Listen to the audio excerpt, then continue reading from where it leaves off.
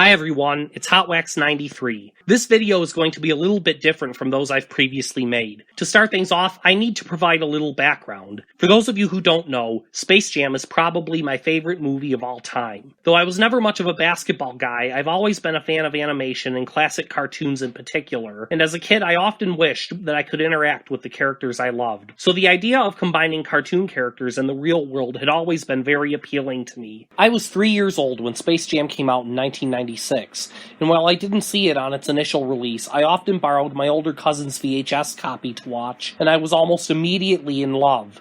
This was Michael Jordan, a living, breathing, flesh and blood real athlete, and the greatest basketball player who ever lived, with the Looney Tunes, one of the most iconic cartoon franchises of all time. So what if I didn't understand much of it at the time? Real people appearing as live actors alongside some of the greatest animated characters ever to grace the screen played right into my childhood fantasies, and I still love the film to this very day. Even the song I Believe I Can Fly still echoes in my mind from time to time. Space Jam was met with almost universally negative reviews from critics and animation enthusiasts, including some of the classic Looney Tunes directors that were still living at the time, like Chuck Jones and Friz Freleng. I can't tell you how many times I've seen people like this on the internet say, Space Jam is a terrible movie, and only 90s kids like it because they're blinded by nostalgia. And while it's true that I saw it as a kid in the 90s, and it reminds me of that happier and more innocent time in my life, what the naysayers miss is that I would still love it even without that factor, simply because it had a creative and captivating premise that was well executed. I could go on and on about why the haters are wrong about Space Jam, but that's another video for another time. So fast forward about 2 decades. Michael Jordan is retired, and now the greatest active player in the NBA is, without any shadow of a doubt, LeBron James. Some are even suggesting that he's passed MJ to be the greatest NBA player of all time. Being the Jordan loyalist I am, I'm a little miffed by this, and many of Jordan's other partisans take to social media and say, okay, if LeBron James is really as great as Michael Jordan, then make a Space Jam sequel with him as the star. And Warner Brothers, seeing this outpouring of demand from basketball and Looney Tunes fans alike, basically said, fine, challenge accepted. So that brings us to today.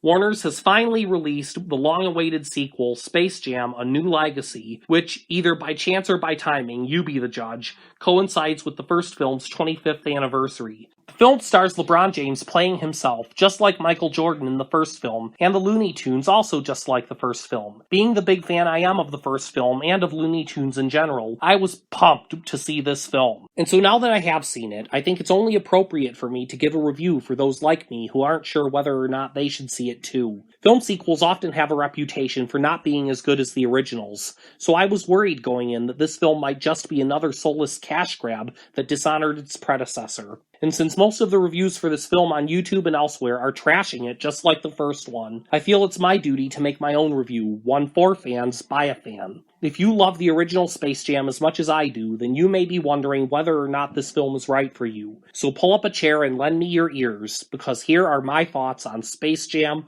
A New Legacy.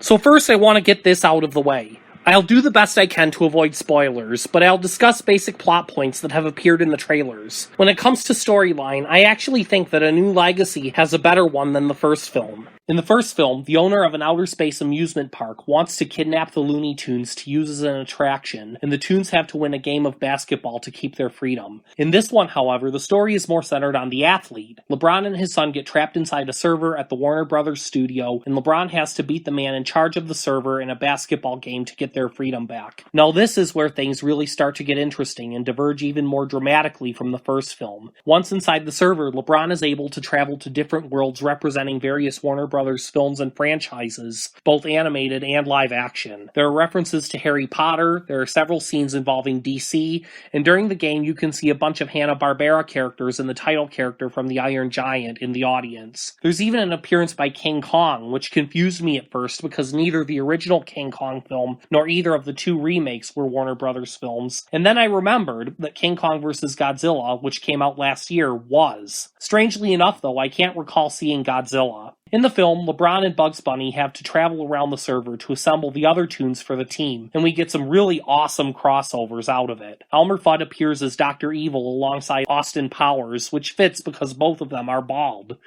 Daffy Duck appears in a Superman costume and matching hairdo, Speedy Gonzales dodges bullets in a take on The Matrix, and Wile E. Coyote chases Roadrunner through a scene in Mad Max. But by far my favorite of these crossovers is when Lola appears with Wonder Woman as she attempts an initiation to become an Amazon warrior. Given my feminist sympathies, I really appreciated that one. At this point in the film, we see one major difference from the first movie that kind of disappointed me. First, the build-up to the game feels much shorter, and some of this is due to constraints by the plot, since LeBron only has 24 hours to assemble his team. We also don't really get to see the villain team before the game starts, while in the first film, we see the Monstars several times before the game, often harassing Michael and/or the Toons. And speaking of the Monstars, there are a couple cameos of the Nerdlucks at the game cheering for the villain team, which lacks continuity from the first movie. After Michael and the Toons win the game in the first film, the Nerdlucks tell them they don't like working for Swackhammer and they're allowed to join the Toons instead. Another thing, and this is minor, is that Granny and Gossamer, neither of whom was an active team member with Michael, are both with LeBron this time. There are no appearances by other NBA stars in A New Legacy like there were in the first movie, which had Larry Bird and Charles Barkley among others.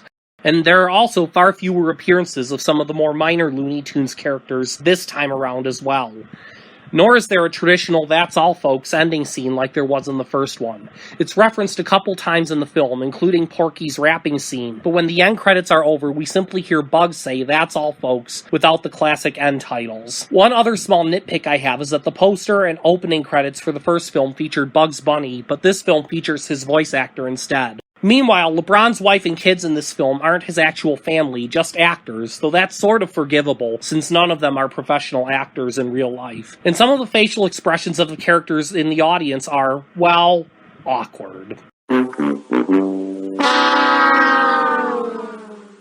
There are a few minor changes in the voice cast from the first film as well. Jeff Bergman is Bugs in this film, and while he's been alternating with various other actors in the role ever since Mel Blanc's death in 1989, his Bugs voice in this movie sounds a little bit off to me. But maybe that's because I'm comparing him to Mel. June Foray, Granny's longtime voice actress, passed away in 2017 and is replaced in this film with Candy Milo. And while I like June's voice on Granny better, I appreciate how much Candy's sounded like the original by Bea Benaderet. I almost wonder if she intentionally tried to copy it. Lola is voiced this time by Zendaya instead of Kath Soucie like the first film. One of the things I love most about this film is that it actually features hand-drawn traditional animation when we first see the Toons. I have sorely missed seeing traditionally animated feature films for many years, so it's very refreshing to finally see some here, even if combined with CG and live action. Interestingly, LeBron transforms from live action to animated when he meets Bugs, and the Toons change to CG at the start of the game when LeBron turns back into live action. This is also different from the first film, where Michael stays live action all the way through, and the Toons stay traditionally animated. I was tempted to assume that they did this because it was cheaper than green screening, except that when Bugs and LeBron are rounding up the Toons, we see several of them surrounded by live actors, but still traditionally animated, and I must admit I greatly appreciated that. We didn't get to see any of that in the trailer I saw, so it was a pleasant surprise. Also, this film is brimming with pop culture references and inside jokes, so if you're like me and you enjoy that sort of thing, you're going to have a great time watching this film. Some of these are references to the first film, such as when Pump Up the Jam plays in the background at the start of the game, and when Lola declares "been there, done that" when told by Bugs about the chance to play basketball with an NBA star. There's even a gag that's a pop culture allusion, a pun, and an inside joke all at the same time when LeBron asks Bugs how he knows who he is. But since I said that I'm trying to avoid spoilers, I'll leave Bugs' answer as a surprise. Perhaps the biggest drawback of this film is that there are a couple instances of profanity, and normally I don't get that uptight about swearing in movies, but the filmmakers had to know that there would be plenty of kids watching this, and I even saw a few myself when I saw it at my local movie theater. I found two curses, one of which is implied when Daffy utters the phrase "son of a glitch."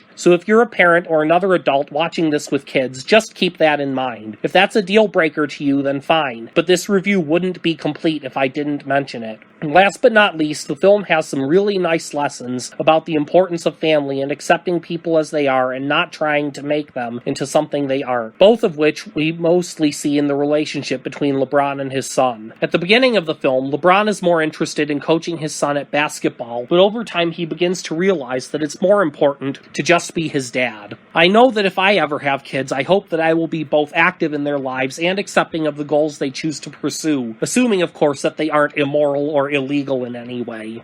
So at the end of the day, what are my overall thoughts about Space Jam: A New Legacy? Well, I think it was a pretty valiant effort by the filmmakers to make a sequel that would stay true to the original while having its own unique identity. If you love Space Jam or just Looney Tunes and or basketball, I highly recommend this film. You will not be sorry. It's truly a worthy successor to the first movie and honors it well, and for that I give it a 9 out of 10.